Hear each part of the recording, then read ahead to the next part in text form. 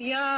أمة الرسول يحبش ልጆች በስደት ያላችሁ እናንተም ባታቁኝ እኔም ባላውቃችሁ በጀነት ሰላምታ السلام عليكم ورحمة الله وبركاته እኔም ልበላችሁ ያልፋል ኢንሻአላህ ሶብሩ ይኑራችሁ የግጥሜ ርዕስ ስደቴን ወደድኩት ይሰኛል ስደቴን ወደድኩት ከሀገር መውጣቴን ናፍቆት ቢከብደኝም ስለያት እናቴን ግን ደስ ብሎኛል ሰው ሀገር መምጣቴ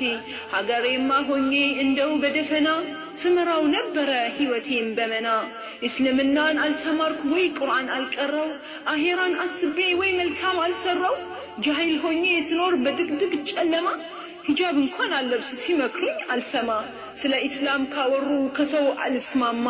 መንገድ ዳር ቁጭ ብዬ ሐላፊ አግዳሚውን ስሳደብም ሰማ ምን ይውጠኝ ነበር ያኔ ቀብር ደርሶ ብገባ